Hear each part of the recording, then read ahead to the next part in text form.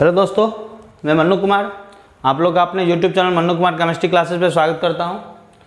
आज हम लोग सॉल्यूशन का वीडियो लेक्चर नंबर 14 लेके आया हूं। 13 नंबर वीडियो लेक्चर तक डिस्कशन कर चुके थे। कोलिगेटिव प्रॉपर्टी के बारे में शुरुआत किए थे, जिसमें मैंने 2 कोलिगेटिव प्रॉपर्टी का डिस्कशन कर चुके हैं। एक relative lowering in vapour pressure, दूसरा elevation in boiling point. 2 colligative property discuss हो चुका है। तीसरा colligative property depression in freezing point शुरुआत करेंगे आज के क्लास में हम लोग। तो जो दोस्त अभी तक चैनल को सब्सक्राइब नहीं किए हैं, प्लीज़ सब्सक्राइब कर ले। वीडियो पसंद आए तो उसको लाइक करें, शेयर करें और वीडियो पूरा देखें, स्किप ना करें। वीडियो पूरा देखें, पूरा नहीं देखिएगा तो कंसेप्ट क्लियर नहीं होगा। कंसेप्ट क्लियर के लिए पूरा वीडियो देखना जरूरी है। थ्योरी का, प्रॉब्लम का, दोनों वीडियो को पूरा देखिए, तब कंसेप्ट क्लियर होगा। एक एक पॉइंट को क्लियर करना है दोस्त। कंपटीशन में हर एक पॉइंट से क्वेश्चन आता है। कब कौन से पॉइंट को टच करेगा यह कहना मुश्किल है, लेकिन हर एक पॉइंट से क्वेश्चन आता है। ये बात मैं आपको प्रॉब्लम दर प्रॉब्लम बताते जा रहा हूँ, दिखाते जा रहा हूँ। इसीलिए एकदम बारीकी से सीखो। पढ़ाई ऐसा चीज़ है जिसमें आप चीटिंग करोगे ना तो खुद अपने आप से चीट करोगे, किसी दूसरे से नहीं। इसलिए पढ़ाई को सीरियसली लो, हर एक वीडियो को पूरा देखो, इंटरेस्ट लेके सीखो, इंजॉय करना है उसके साथ। वीडियो जब भी देखो ना खुश मिजाज हो गए, ठीक है। तो हम लोग डिप्रेशन फ्रीजिंग पॉइंट शुरुआत करते हैं। चलिए, जो दोस्त अभी तक चैनल को सब्सक्राइब नहीं किया सब्सक्राइब करिए। वीडियो पसंद है उसको लाइक करें, शेयर करें। चलिए तो शुरुआत कर रहे हैं।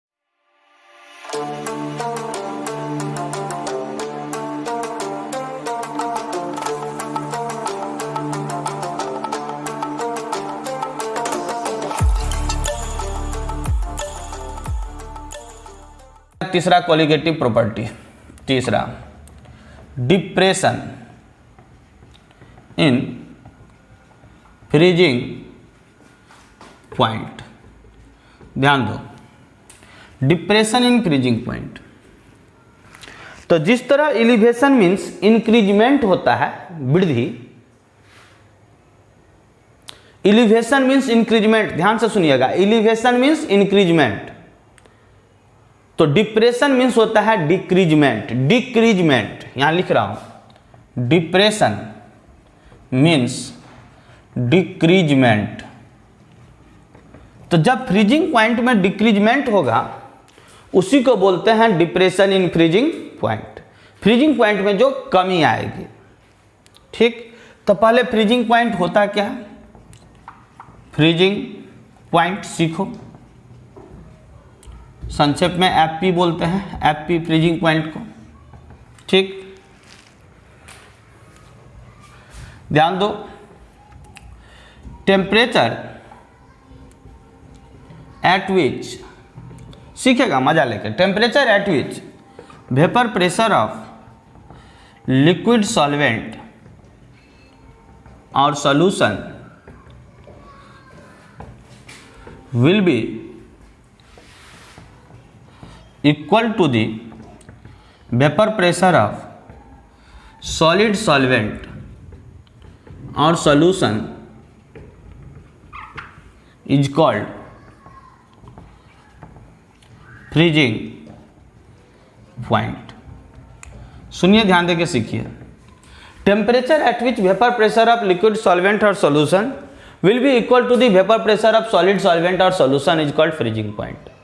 ऐसा टेम्परेचर जहां पे वेपर प्रेशर लिक्विड सॉल्वेंट या सॉल्यूशन का बराबर हो जाए सॉलिड सॉल्वेंट या सॉल्यूशन के वेपर प्रेशर के, उसी को बोलते हैं freezing point.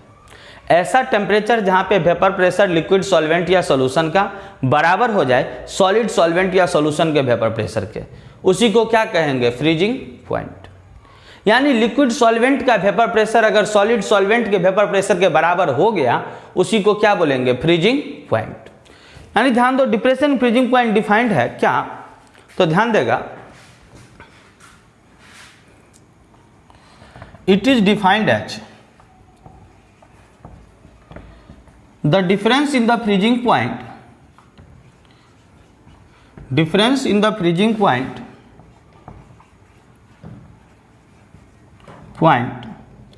of pure solvent and that of the solution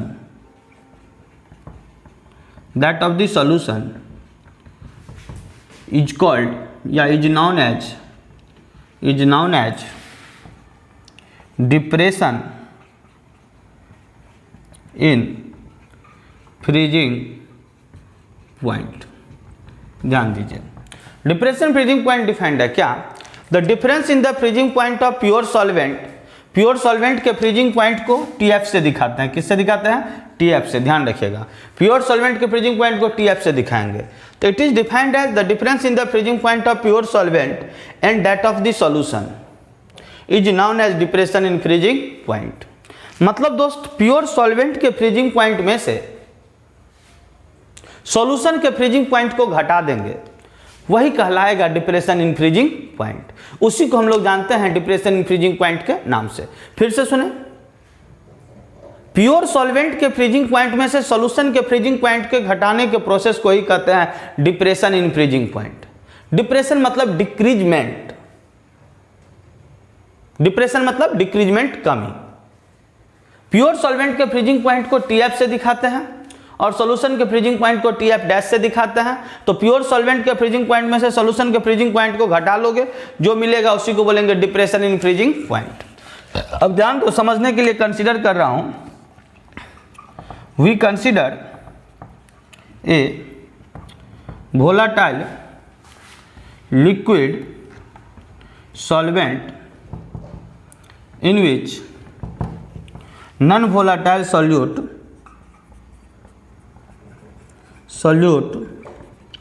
has been dissolved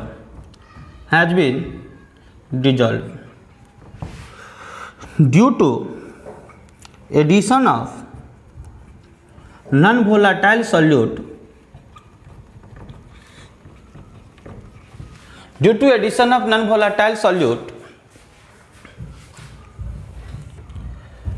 freezing point of solution get decreases, so solution will be freeze at lower temperature than pure solvent. So solution will freeze at lower temperature than pure solvent. ध्यान से सुनेगा, मजा में सीखेगा, बहुत important point सब है, ध्यान देगा, कंसेप्ट सबको गलती नहीं करो, सीखो। We consider a volatile liquid solvent in which non-volatile solute has been dissolved. Due to addition of non-volatile solute, freezing point of solution get decreases. So solution will be freeze at lower temperature than pure solvent. हमने एक volatile liquid solvent consider किया, उसमें non volatile solute add किए। Volatile liquid solvent में non volatile solute add किए, जो binary solution बन गया ऐड करने पर। जहां देखा गया कि नॉन वोलाटाइल सॉल्यूट ऐड करने के वजह से फ्रीजिंग पॉइंट सॉल्यूशन का घट गया था, किसके कंपैरिजन में? तो प्योर सॉल्वेंट के कंपैरिजन में। यानी सॉल्यूशन का फ्रीजिंग पॉइंट कम हो गया था प्योर सॉल्वेंट के कंपैरिजन में। ध्यान देना, नॉन वोलाटाइल सॉल्यूट के ऐड करने के कारण फ्रीजिंग पॉइंट सॉल्यूशन का गिर गया था कंपेयर टू प्योर सॉल्वेंट। यानी समझा देंगे, ध्यान दो, एक डायग्राम के मदद से। स्क्रीनशॉट ले लो फटाफट, मैं इधर मिटा दूंगा, उतना छोटा में डायग्राम नहीं बन पाएगा, इधर मिटा रहा हूं, ठीक है। चलिए, यहां मैं डायग्राम बना रहा हूं, आप लोग वहां तक लिख लेंगे, फिर ये डायग्राम बनाएंगे, ठीक। चलो देखो, ये volatile liquid solvent,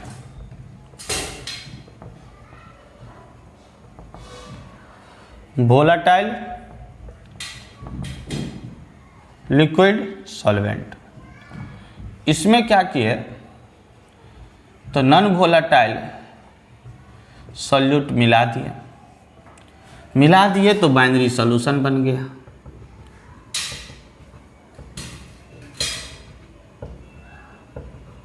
binary solution बन गया,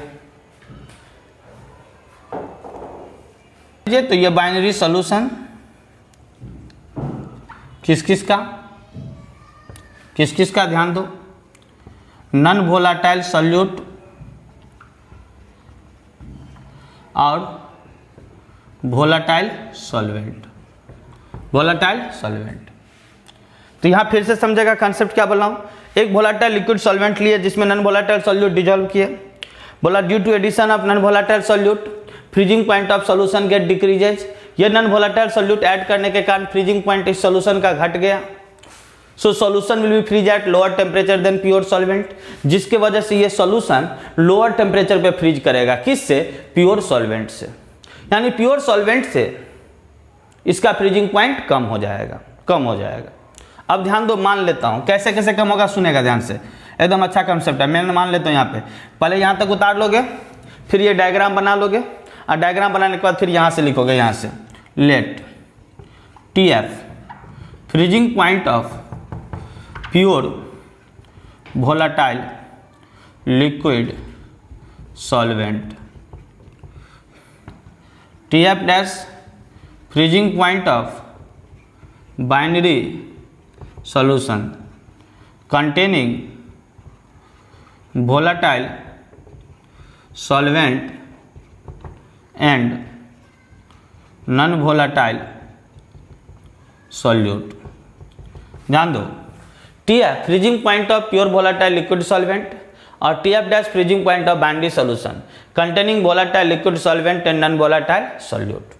ये TF जो है वो फ्रीजिंग पॉइंट है किसका? प्योर वोलाटाइल लिक्विड सॉल्वेंट का, और TF डैश फ्रीजिंग पॉइंट है बाइनरी सॉल्यूशन का। TF डैश किसका फ्रीजिंग पॉइंट है? बाइनरी सॉल्यूशन का, और TF किसका फ्रीजिंग पॉइंट है? वोलाटाइल लिक्विड सॉल्वेंट का। ध्यान रखना है कि TF डैश फ्रीजिंग पॉइंट है बाइनरी सॉल्यूशन का, और TF फ्रीजिंग पॉइंट है प्योर वोलाटाइल लिक्विड सॉल्वेंट का। और नोट में मैं समझा देता हूं, नोट में कि TF ग्रेटर TF डैश, यानी TF का वैल्यू ज्यादा होगा किससे? TF डैश से। मतलब क्या? प्योर सॉल्वेंट का फ्रीजिंग पॉइंट ज्यादा होगा किससे? बाइनरी सॉल्यूशन से। प्योर सॉल्वेंट का फ्रीजिंग पॉइंट ज्यादा होगा किससे? बाइनरी सॉल्यूशन से। ऐसे समझो कि मान लो इसमें वाटर है, सपोज करेगा इसमें वाटर है, तो प्योर वाटर है, तो प्योर वाटर कितना पे फ्रीज करेगा? 0 डिग्री C, यानी 273 केल्विन, 0 डिग्री C पर। इस प्योर वाटर में सोचो हमने नॉन वोलाटाइल सॉल्यूट मिला दिया, नॉन वोलाटाइल सॉल्यूट इसमें मिला दिया, नॉन वोलाटाइल सॉल्यूट मिलाया तो ये सॉल्यूशन बन गया। और सपोज करो ये सॉल्यूशन जो है -2 डिग्री C पे फ्रीज किया, -2 डिग्री C पे फ्रीज किया, तो ये देखो प्योर सॉल्वेंट का फ्रीजिंग पॉइंट कितना था? 0 डिग्री C। और जब इसमें नॉन वोलाटाइल सॉल्यूट मिला है तो इस सॉल्यूशन का फ्रीजिंग पॉइंट घट गया, 0 से कम हो गया, और वो कितना हो गया? -2 डिग्री C मान लिया हूं। तो निश्चित रूप से कह सकते हैं कि ये प्योर सॉल्वेंट का फ्रीजिंग पॉइंट ज्यादा है किससे? बाइनरी सॉल्यूशन से। प्योर सॉल्वेंट का फ्रीजिंग पॉइंट ज्यादा है किससे? बाइनरी सॉल्यूशन से, क्योंकि प्योर सॉल्वेंट जो वाटर था उसका फ्रीजिंग पॉइंट 0 डिग्री C। और जब इसमें नॉन वोलाटाइल सॉल्यूट मान लो शुगर दे दिया, यूरिया दे दिया, सुक्रोज दे दिया या ग्लूकोज दे दिया, तो ये कितना पे? -2 डिग्री C पर मान लिया मैं फ्रीज कर गया। तो प्योर सॉल्वेंट 0 डिग्री C पर फ्रीज कर रहा था, और सॉल्यूशन कितना पे? -2 डिग्री C पे। यानी कह सकते थे कि सॉल्यूशन का फ्रीजिंग पॉइंट जो है वो कंपेयर टू सॉल्वेंट लेसर है, सॉल्वेंट के कंपेयर में सॉल्यूशन का फ्रीजिंग पॉइंट कम है। हाँ या ना? इसी बात को 1 मिनट पीछे चलो, पीछे एलिवेशन बॉइलिंग पॉइंट को याद करो, एलिवेशन बॉइलिंग पॉइंट को वहां से कंपेयर करना सीखो, तुरंत एकदम एक एक कंसेप्ट रेडी होने चाहिए। कि मैं इसी के लिए वहां पर ज्यादा उसको मैं हाईलाइट नहीं दिया था, यहाँ पे क्लियर कर रहा हूँ। एलिवेशन बॉइलिंग पॉइंट अगर लेक्चर को सुने हो तो अच्छा से ध्यान करो थोड़ा सा। एलिवेशन बॉइलिंग पॉइंट में प्योर सॉल्वेंट का बॉइलिंग पॉइंट क्या था? TB। B मतलब बॉइलिंग, F मतलब फ्रीजिंग, याद रखना, B मतलब बॉइलिंग, F मतलब फ्रीजिंग। तो ये TB प्योर सॉल्वेंट का था, और TB डैश किसका था? सॉल्यूशन का। और वहां पर मैंने बताया था कि TB डैश ज्यादा होता है किससे? TB से। एलिवेशन इन बॉइलिंग पॉइंट में कि बाइनरी सॉल्यूशन का बॉइलिंग पॉइंट ज्यादा होगा प्योर वोलाटाइल सॉल्वेंट से। अब बोलेगा ऐसा क्यों सर? बॉइलिंग पॉइंट ज्यादा है सॉल्यूशन का जबकि उसका फ्रीजिंग पॉइंट कम है, बॉइलिंग पॉइंट बाइनरी सॉल्यूशन का ज्यादा है जबकि उसका फ्रीजिंग पॉइंट कम है, ऐसा क्यों? तो ध्यान दो, मान लो इसमें वाटर था, तो वाटर कितना पे बॉइल करता है? इस प्योर वोलाटाइल सॉल्वेंट वाटर था, वाटर कितना पे बॉइल करता? 373 केल्विन, यानी 100 डिग्री C पे बॉइल कर जाता। इसमें मैंने क्या किया, शुगर मिला दिया, शुगर मिला दिया। तो मान लो शुगर मिलाया और ये सोल्यूशन जो है अब बॉइल किया, मान लो 110 डिग्री सी पे, 110 डिग्री सी पे, यानी सॉल्यूशन जब शुगर मिला दिया तो सॉल्यूशन बना और ये बॉइल किया 110 डिग्री सी पे, यानी कह सकते हैं तो 383 केल्विन पे, 383 केल्विन पे अगर केल्विन में बदले तो यहाँ देखिए टीबी डैश टीबी से ज़्यादा है, क्योंकि प्योर वाटर का बॉइलिंग पॉइंट कितना है 100 डिग्री सी और सॉल्यूशन का बॉइलिंग पॉइंट कितना है, टीबी डैश कितना है 383 डिग्री सी, यानी सॉल्यूशन जो है उसको ज़्यादा टेम्परेचर चाहिए बॉइल होने के लिए कंपेयर टू सॉल्वेंट। एकदम ध्यान से सुनना, सॉल्यूशन को ज़्यादा टेम्परेचर चाहिए बॉइल होने के लिए कंपेयर टू प्योर सॉल्वेंट। हमेशा सॉल्यूशन का बॉइलिंग पॉइंट ज़्यादा होगा सॉल्वेंट के कंपेरिजन में और सॉल्यूशन का फ्रीजिंग पॉइंट कम होगा किसके कंपैरिजन में, तो प्योर सॉल्वेंट के कंपैरिजन में। फ्रीजिंग पॉइंट सॉल्यूशन का कम होता है जबकि बॉइलिंग पॉइंट सॉल्यूशन का ज़्यादा होता है। ठीक, ध्यान दो। और सॉल्वेंट का ध्यान दो, बॉइलिंग पॉइंट कम होगा जबकि फ्रीजिंग पॉइंट ज़्यादा होगा। समझ में आया ना, किसके कंपेयर में, सॉल्यूशन के कंपेयर में। इस बातों को दिमाग में सेट कर लेना, समझ आए तो बता देना कि सर ये सब पॉइंट समझे, क्लियर हुआ। कि कोई पूछेगा सॉल्यूशन और सॉल्वेंट में बॉइलिंग पॉइंट ज्यादा किसका, तो सॉल्यूशन का। क्यों, तो नॉन वोलेटाइल सॉल्यूट ऐड होने के कारण उसका बॉइलिंग पॉइंट बढ़ जाएगा। अब ऐसे समझ सकता है कि मान लो तुम पानी गर्म कर रहा था, गैस पे दे दिया, उस पानी जब खोलने लगा तब उसमें तुमने थोड़ा सा चीनी डाल दिया, 2-4 चम्मच चीनी डाल दिया। तो अब जो बॉइल करेगा तो पहले वाटर बॉइल कर रहा था 100 डिग्री सी पर, जैसे ही उसमें चीनी डालोगे तो अब केवल पानी नहीं बॉइल होगा, पानी और चीनी दोनों बॉइल होगा। तो दोनों बॉइल होगा तो उसका बॉइलिंग पॉइंट जो होगा वो प्योर सॉल्वेंट से ज़्यादा हो जाएगा। और सपोज करो जब चीनी मिला दिया पानी में तो वो बॉइल किया मान लो 110 डिग्री सी पर, तो निश्चित है प्योर वाटर 100 डिग्री सी पर था और सोल्यूशन 110 डिग्री सी पर था, यानी सोल्यूशन का बॉइलिंग पॉइंट ज़्यादा है किससे, प्योर वाटर से, प्योर सॉल्वेंट से। ठीक उसी तरह फ्रीजिंग पॉइंट में सोचो, प्योर वाटर फ्रीज किया 0 डिग्री सी पर यानी 273 केल्विन पर और सोल्यूशन चला गया -2 डिग्री सी पर, यानी सॉल्यूशन का फ्रीजिंग पॉइंट कम है। इसका मतलब सॉल्यूशन हमेशा लोअर टेम्परेचर पर फ्रीज करेगा कंपेयर टू प्योर सॉल्वेंट। तो चलिए जो पॉइंट एक्स्ट्रा लिखे उसको मैं मिटा देता हूं, बस समझाने के लिए यहाँ बताए थे कि ये सब चीज क्लियर रहना चाहिए। कोई पूछे तो फंसना नहीं है, एकदम एक एक लाइन कंसेप्ट क्लियर रहना चाहिए कि सर में अच्छी तरह समझा। चलो ध्यान दो, यहां एक पॉइंट और बता रहा हूं कि at freezing point liquid convert into solid और वाइस वर्सा। कि फ्रीजिंग पॉइंट पर लिक्विड कन्वर्ट होगा सॉलिड में और वाइस वर्सा मतलब उल्टा, सॉलिड कन्वर्ट होगा लिक्विड में। जब फ्रीजिंग पॉइंट पर कोई भी सब्सटेंस होगा तो वहाँ लिक्विड कन्वर्ट होगा सॉलिड में और सॉलिड कन्वर्ट होगा लिक्विड में, यानी फ्रीजिंग पॉइंट पर एक दूसरे का इक्विलिब्रियम में रहेगा। फ्रीजिंग पॉइंट पर सॉलिड कन्वर्ट होगा लिक्विड में और लिक्विड कन्वर्ट होगा फ्रीजिंग में। That means at FP freezing point solid changes into liquid और liquid changes into solid. Freezing point पर सॉलिड चेंज हो जाएगा लिक्विड में और लिक्विड चेंज हो जाएगा सॉलिड में, ध्यान रखना है। ठीक, जल्दी स्क्रीनशॉट लीजिए, इसको मिटा दूंगा, जल्दी स्क्रीनशॉट लीजिए। दीजिए, इसको मिटा के इधर लिख रहा हूं, इसको मिटा रहा हूं मैं।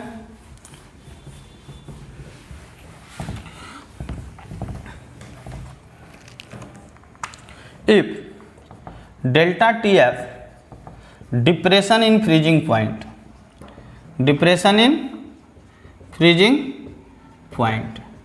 Delta TF depression in freezing point है।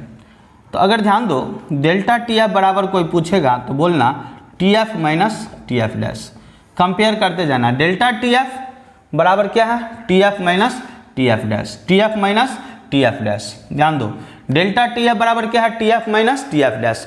TF क्या है, जल्दी ध्यान दो, TF क्या है, तो TF लिखा है freezing point of pure volatile liquid solvent और TF डैश क्या है, फ्रीजिंग पॉइंट किसका, बाइनरी सॉल्यूशन का।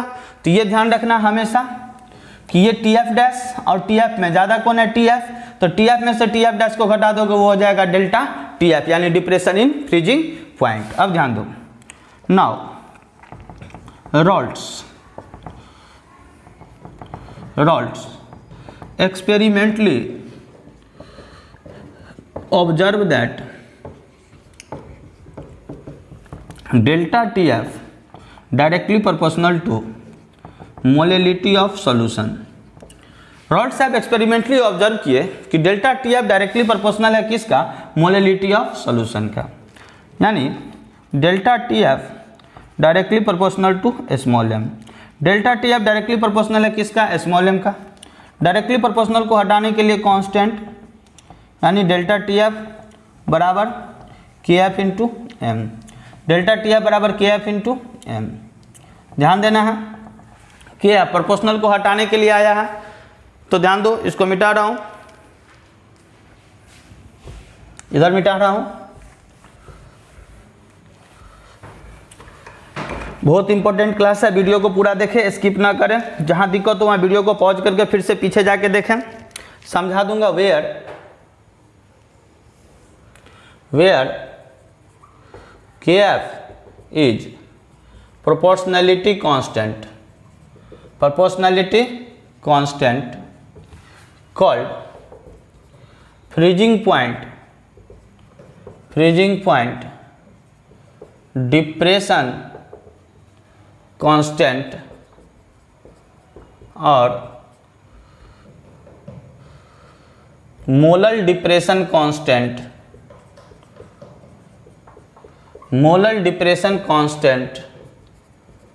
और क्रायोस्कोपिक कांस्टेंट।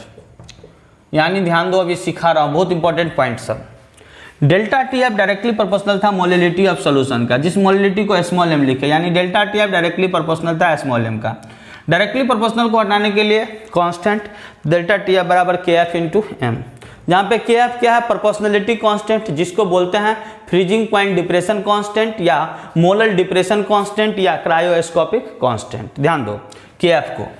अब तुम बोलोगे सर के बी का नाम, तो याद करो के बी भी कांस्टेंट था। के बी का नाम बताए थे बॉइलिंग पॉइंट एलिवेशन कांस्टेंट, पहले बोले हैं। बी है बॉइलिंग के लिए और एफ है फ्रीजिंग के लिए। हमेशा कंपेयर करना सीखो, साइंस को इजीली सीखो, साइंस को टेंशन लेके नहीं, बोझ लेके नहीं। इसीलिए एलिवेशन बॉइलिंग पॉइंट में मैं सीधा पढ़ाया, ज़्यादा इधर उधर नहीं किया कि तुम्हें फिर हेरा फेरी होता है तो कंफ्यूजन हो जाता है। यहाँ मैं आसानी से कर सकता हूँ कि बी बॉइलिंग है, आप फ्रीजिंग है। तो अगर के बी का नाम कोई बोलेगा तो बॉइलिंग पॉइंट एलिवेशन कांस्टेंट और के एफ का नाम फ्रीजिंग पॉइंट डिप्रेशन कांस्टेंट। ये एलिवेशन है और ये डिप्रेशन है। या के बी का नाम ध्यान दो मोलर एलिवेशन कांस्टेंट, और यहाँ पर क्या बोले हैं, मोलर डिप्रेशन कांस्टेंट, क्योंकि यहाँ डिप्रेस हो रहा है और यहाँ एलिवेट कर रहा है। यहाँ फ्रीजिंग पॉइंट घट रहा है, यहाँ बॉइलिंग पॉइंट बढ़ रहा है तो एलिवेट किया, तो ये मोलर एलिवेशन कांस्टेंट है और ये मोलर डिप्रेशन कांस्टेंट है।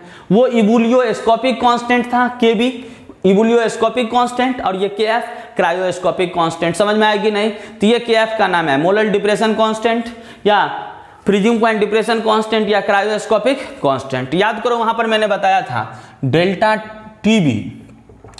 टीबी था एलिवेशन इन बॉइलिंग पॉइंट, और डेल्टा टीबी बराबर दिए थे टीबी डैश माइनस टीबी, ये बताए थे। डेल्टा टीबी बराबर टीबी डैश माइनस टीबी। यहां देखो उसका उल्टा है। उल्टा क्या है, डेल्टा टी एफ बराबर T F minus T F dash. वहां था टीबी डैश माइनस टीबी, वहां सॉल्यूशन के बॉइलिंग पॉइंट में से प्योर सॉल्वेंट के बॉइलिंग पॉइंट को घटाते थे, और यहाँ फ्रीजिंग पॉइंट है तो ध्यान रखना है प्योर सॉल्वेंट के फ्रीजिंग पॉइंट में से सॉल्यूशन के फ्रीजिंग पॉइंट को घटाना है, कंफ्यूजन नहीं करना है। डेल्टा टीबी सॉल्यूशन के बॉइलिंग पॉइंट में से प्योर सॉल्वेंट के बॉइलिंग पॉइंट को घटाना है, और फ्रीजिंग पॉइंट में प्योर सॉल्वेंट के फ्रीजिंग पॉइंट में से सॉल्यूशन के फ्रीजिंग पॉइंट को घटा देना है। समझ में आया कि नहीं, तो डेल्टा टी एफ आएगा, एकदम हमेशा ध्यान रखना। जिस तरह delta T be directly proportional था मोलिलिटी का, उसी तरह डेल्टा टी एफ भी डायरेक्टली प्रोपोर्शनल है मोलिलिटी का। डायरेक्टली प्रोपोर्शनल को हटाने के लिए कांस्टेंट, तो डेल्टा टी एफ बराबर के एफ इंटू एम। अब यहां समझाएंगे क्या, तो ध्यान दो, इफ सॉल्यूट पार्टिकल्स, अगर पीछे का लेक्चर नहीं देखे हैं एलिवेशन बॉइलिंग पॉइंट वाला को अच्छा से, तो एक बार अच्छा से देख लीजिए, तो एकदम क्लियर दिमाग में छप जाना चाहिए हर बच्चे को, एलिवेशन इन बॉइलिंग पॉइंट और depression in freezing point.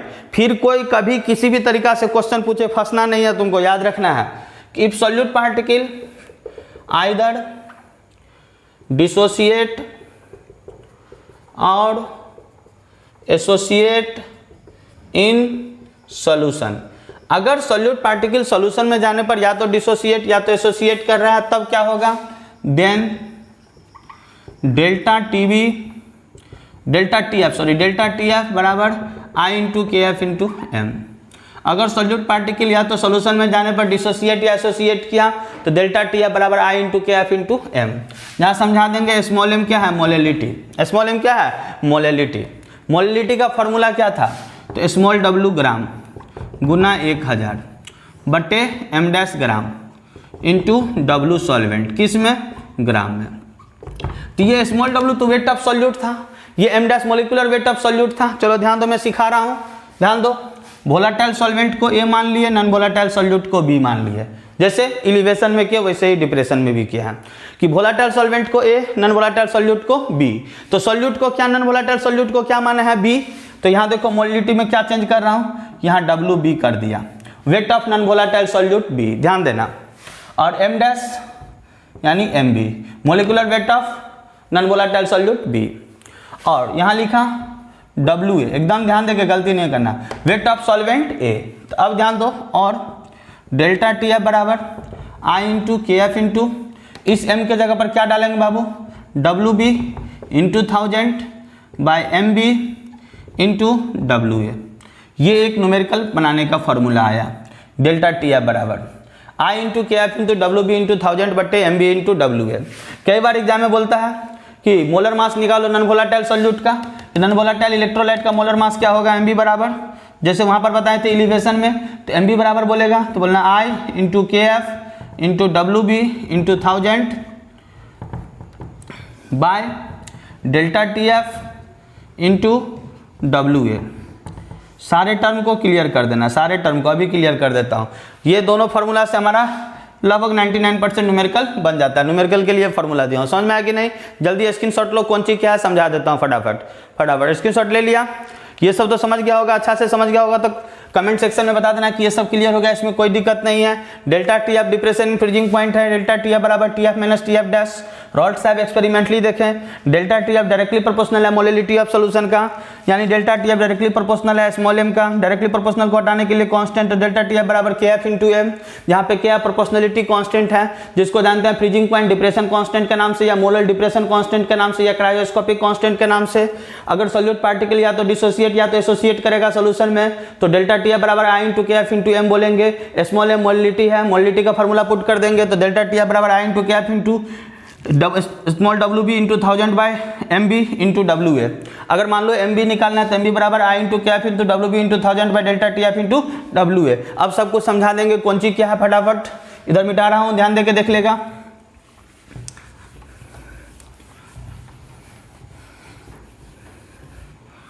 Video को पूरा इंटरेस्ट लेके सीखेगा, पीछे वाला वीडियो को देख लेना, एलिवेशन बॉइलिंग पॉइंट को अच्छा से जहाँ समझा देंगे। Where delta T F depression in freezing point, हर एक लाइन क्लियर होना चाहिए।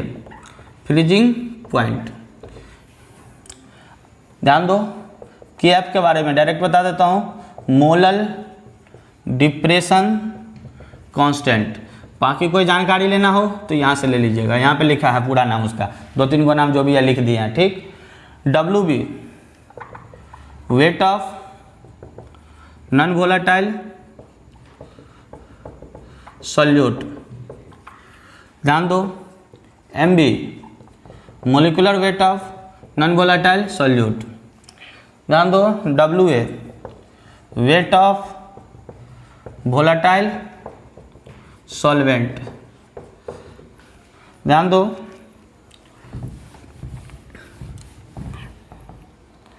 आई van't Hoff factor, I greater than 1/4 dissociation,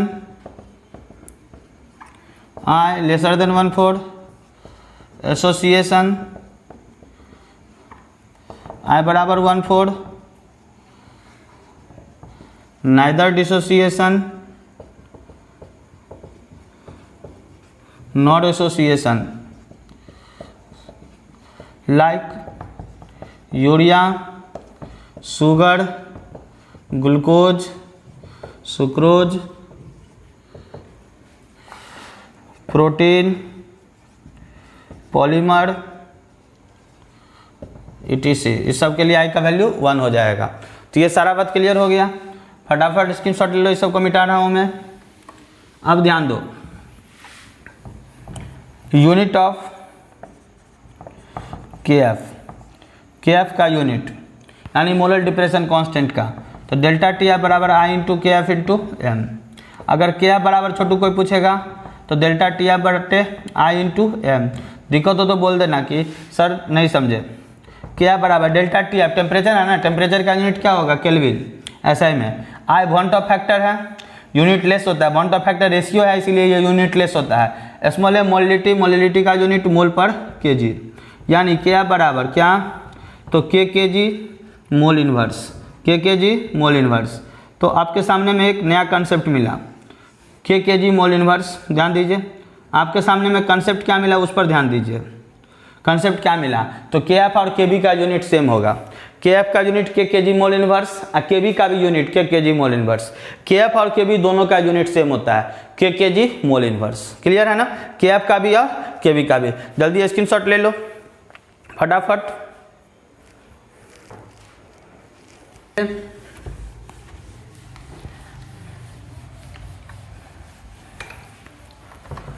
science तो एकदम इजीली है, इसको फटाफट सीखना है, बहुत इजी है। अब ध्यान दो, थर्मोडायनामिक इक्वेशन ऑफ के एफ, थर्मोडायनामिक इक्वेशन ऑफ के एफ का थर्मोडायनामिक इक्वेशन। तो के एफ बराबर होता है आर टी एफ स्क्वायर बटे 1000 एल एफ। के एफ बराबर होता है आर टी एफ स्क्वायर बटे 1000 एल एफ। जरा ध्यान दो, जिस तरह के बी का थर्मोडायनामिक इक्वेशन था R T B square 1000 L भी, क्योंकि वहाँ वेपराइजेशन होता था, यहाँ फ्यूजन हो रहा है। ध्यान दो, वही सिमिलर इक्वेशन है। वहाँ टी बी था, यहाँ टी एफ है, वहाँ के बी था, यहाँ के एफ है, वहाँ बॉइलिंग पॉइंट था, यहाँ फ्रीजिंग पॉइंट है। तो वही इक्वेशन वही है, जहाँ समझा देंगे वैसे ही। वेयर आर बराबर universal gas constant, T F freezing point of pure volatile solvent in kelvin, L F latent heat of fusion of solvent पर ग्राम। लेटेंट हीट ऑफ फ्यूजन और लेटेंट हीट ऑफ वेपराइजेशन क्या, तो latent heat of vaporisation समझो LV। 1 gram water को liquid से vapour में ले जाने के लिए जितना उसको एनर्जी दिया जाएगा, हीट दिया जाएगा, वो लेटेंट हीट ऑफ वेपराइजेशन हुआ।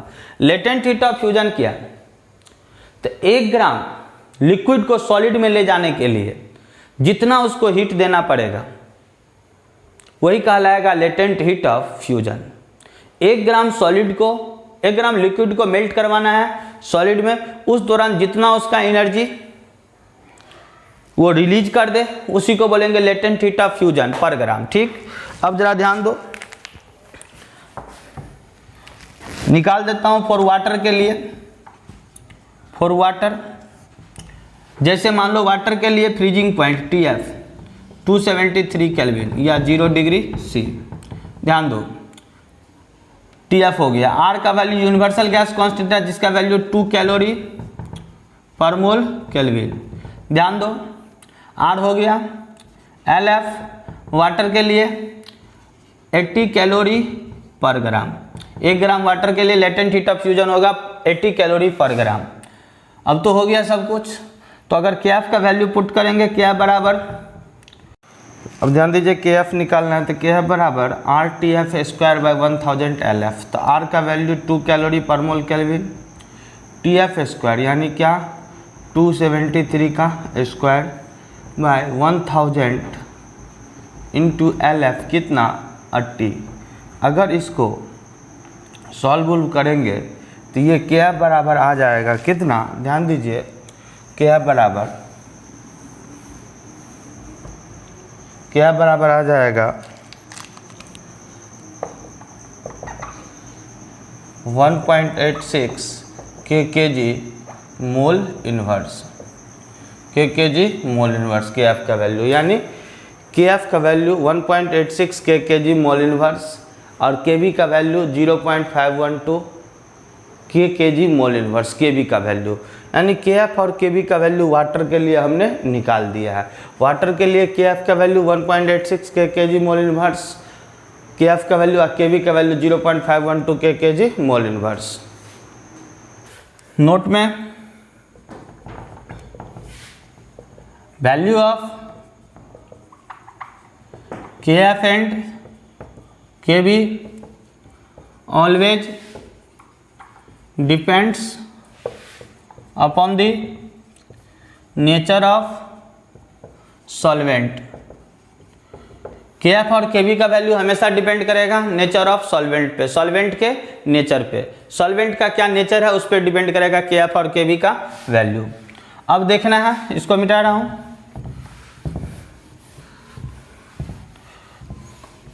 वेरिएशन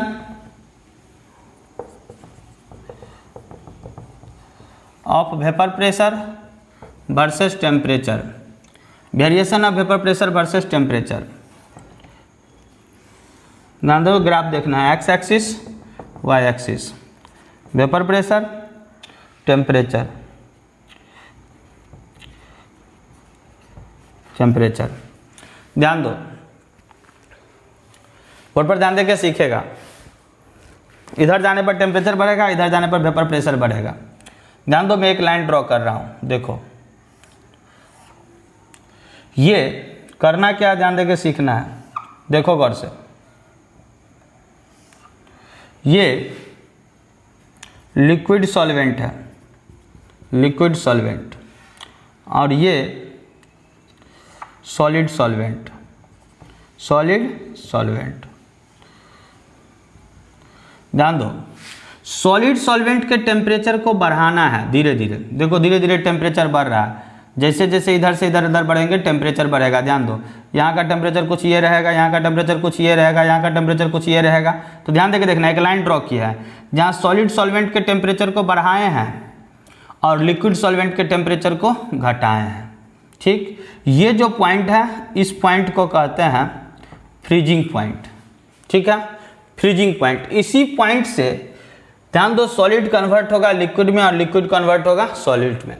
ये पॉइंट है फ्रीजिंग पॉइंट प्योर सॉल्वेंट का।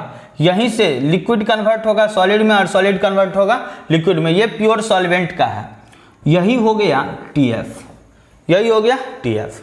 अब जरा ध्यान दो, लिक्विड सॉल्वेंट था, इसमें मैं नॉन वोलेटाइल सॉल्यूट मिलाया तो बाइनरी सॉल्यूशन हो गया। तो ध्यान देकर बोर्ड पर देखेगा, ये अभी वेपर प्रेशर है, ये अभी वेपर प्रेशर है, ये देख रहा है ना लिक्विड सॉल्वेंट का। अब जैसे इसमें नॉन वोलेटाइल सॉल्यूट मिलाएंगे तो कुछ वेपर प्रेशर गिरा, मान लो यहाँ आया तो नॉन वोलेटाइल सॉल्यूट मिला तो सॉल्यूशन बना, और यहाँ आया, अब फिर यहाँ आने पर अब ये सॉल्यूशन कि मान लो यहाँ फ्रीज किया, ध्यान दो यहाँ इस पॉइंट पर, तो ये किसका है, सॉल्यूशन का है। किसका है, सॉल्यूशन का है।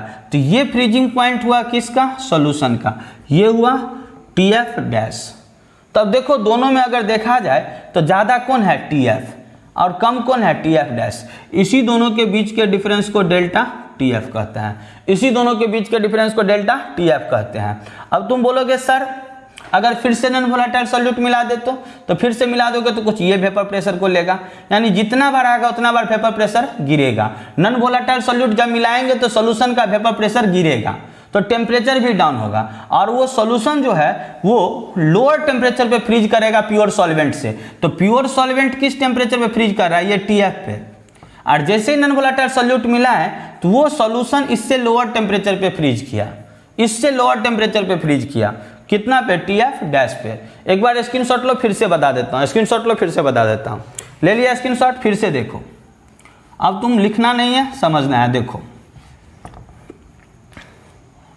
मान लो यहाँ पे स्टैंडर्ड वेपर प्रेशर था 1 atm, ठीक है। लिक्विड सॉल्वेंट के वेपर प्रेशर को गिराओ और सॉलिड सॉल्वेंट के वेपर प्रेशर को बढ़ाओ। ये है लिक्विड सॉल्वेंट LS और ये है solid solvent SS। Liquid solvent के वेपर प्रेशर को घटाओ और सॉलिड सॉल्वेंट के वेपर प्रेशर को बढ़ाओ, तो जहां पर दोनों मिलेगा वो पॉइंट कहलाएगा TF, क्योंकि इस पॉइंट से सॉलिड सॉल्वेंट कन्वर्ट होगा लिक्विड सॉल्वेंट में और लिक्विड सॉल्वेंट कन्वर्ट होगा सॉलिड सॉल्वेंट में। ये पॉइंट हुआ फ्रीजिंग पॉइंट प्योर सॉल्वेंट का। अब इसमें नॉन वोलेटाइल सॉल्यूट मिला देंगे, तो नॉन वोलेटाइल सॉल्यूट मिलाएंगे तो सॉल्यूशन बनेगा। जैसे ही सॉल्यूशन बनेगा तो देखो इसका वेपर प्रेशर मान लो यहाँ आ गया, पहले ये था, लेकिन जब नॉन वोलेटाइल सॉल्यूट मिला के सॉल्यूशन बन गया तो ये आ गया। अब यहाँ से ये फ्रीज करना शुरू किया और यहाँ से टेम्परेचर घटाते घटाते तो देखिए यहाँ पर आने पर ये फ्रीज किया, तो ये किसका हुआ, सॉल्यूशन का। और सॉल्यूशन मान लो इस टेम्परेचर पे फ्रीज किया तो ये टेम्परेचर क्या हुआ, TF डैश। ठीक, तो देखो निश्चित रूप से जैसे ही नॉन वोलेटाइल सॉल्यूट गया तो प्योर सॉल्वेंट का वेपर प्रेशर ये था, नॉन वोलेटाइल सॉल्यूट मिला है तो सॉल्यूशन का वेपर प्रेशर ये हुआ। इस सॉल्यूशन में फिर से मिला देगा, तो फिर से मिला देगा तो इससे ये थोड़ा नीचे आ जाएगा, इससे नीचे आ जाएगा, इसका वेपर प्रेशर ये हो जाएगा, ये हो जाएगा, एकदम ध्यान से देखेगा। और फिर यहाँ से ये नीचे आएगा और यहाँ पर फ्रीज करेगा, एक नया टेम्परेचर एक्वायर्ड करेगा, TF डबल डैश। यानी जितना बार नॉन वोलेटाइल सॉल्यूट मिलाते जाएंगे उतना बार उसका फ्रीजिंग पॉइंट घटते जाएगा। हर एक नॉन वोलेटाइल सॉल्यूट मिलाने से उसका फ्रीजिंग पॉइंट उतना ज़्यादा लेसर होगा। अब इसी दोनों के बीच के डिफरेंस को कहते हैं डेल्टा TF। तो अगर समझ में आया हो तो कमेंट सेक्शन में लिखना कि सर समझ में आया है। ठीक है, मैं 2 बार बताने का प्रयास किया हूँ, समझने का प्रयास किया, समझाने का प्रयास किया हूँ। जल्दी स्क्रीनशॉट लेके हटा लो फटाफट। अब लिखेंगे, ध्यान दो, relation between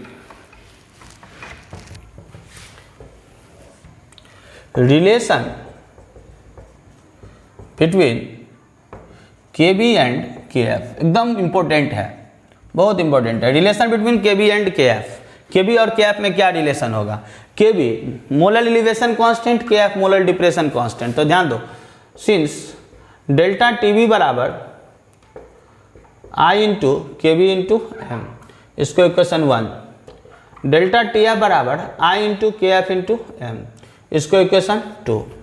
now doing equation first divided by equation second, first को सेकंड से डिवाइड कर रहा हूँ, तो डेल्टा TB बट्टे डेल्टा TF बराबर I into KB into M बट्टे I into KF into M।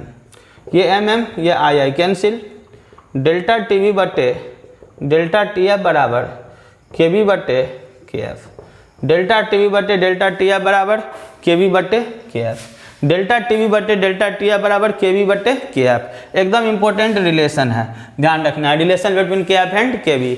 अब कुछ न्यूमेरिकल देखेंगे फटाफट, जल्दी स्क्रीनशॉट ले लो, ध्यान दीजिए, ध्यान दीजिए।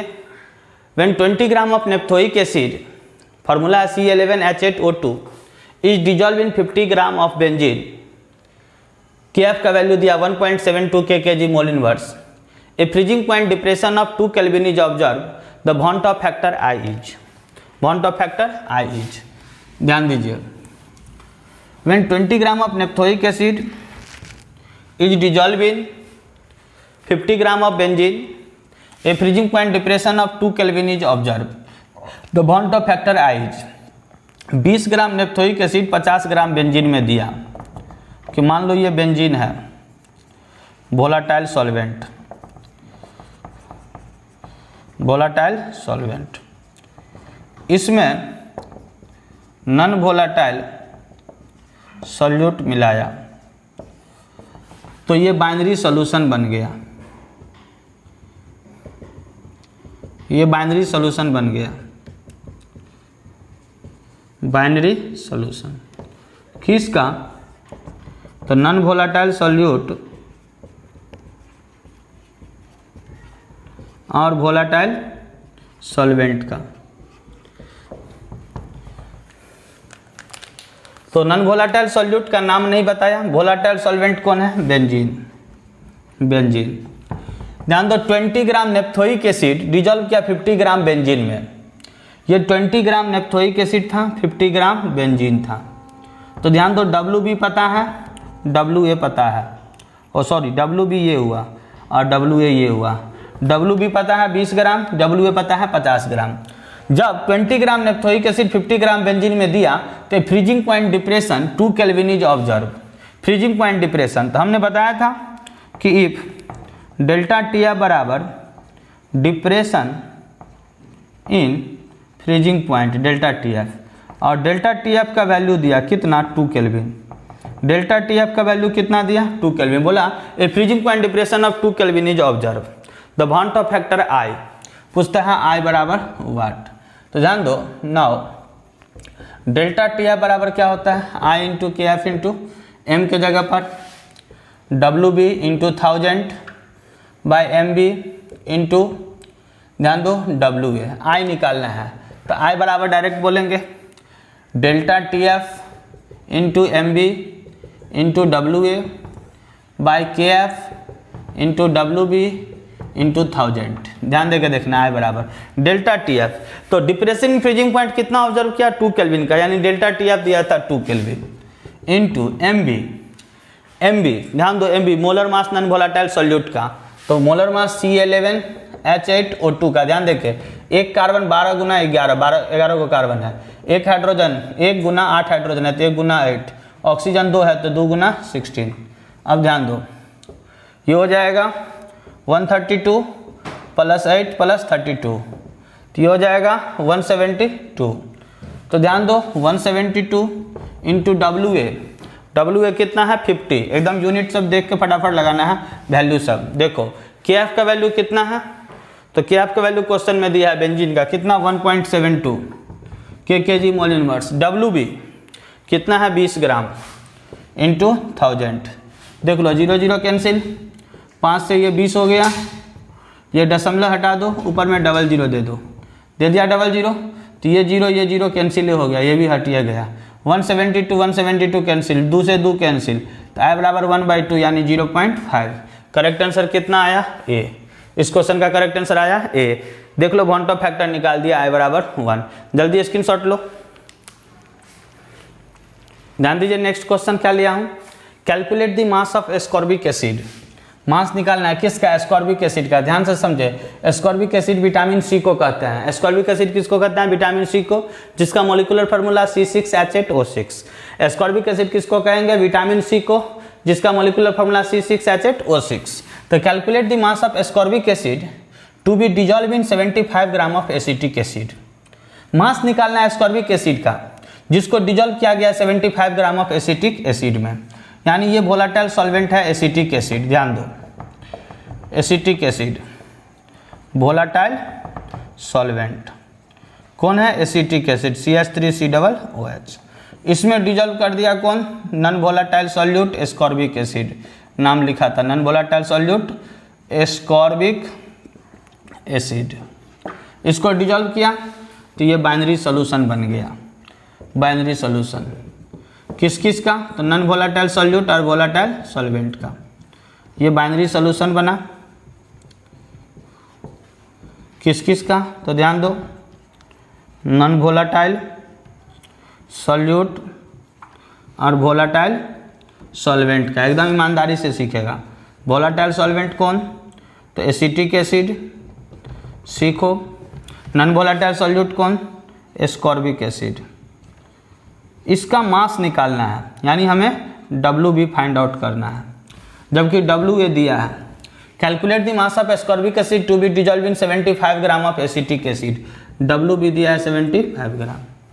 To lower its melting point by 1.5 degree C, यानी जब एस्कॉर्बिक एसिड इस एसिटिक एसिड में गया तो फ्रीजिंग पॉइंट लोअर किया, लोअर मतलब कमी हुआ, यानी डिप्रेशन इन फ्रीजिंग पॉइंट हुआ कितना का, 1.5 डिग्री C का। फिर से समझेगा, जब एस्कॉर्बिक एसिड इस एसिटिक एसिड में मिलाया, कुछ अमाउंट मिलाया, क्या मिलाया हमें निकालना है, लेकिन एस्कॉर्बिक एसिड इस एसिटिक एसिड में मिलाया तो मिलाने की वजह से इस सॉल्यूशन का मेल्टिंग पॉइंट लोअर कर गया, डिप्रेस कर गया, कितना से 1.5 डिग्री C से डिप्रेस किया। तो अभी तो हमने बताया था इफ डेल्टा टी है बराबर depression in freezing point, depression in freezing point, तो डेल्टा टी है बराबर ध्यान दो कितना, तो ध्यान दो 1.5 केल्विन।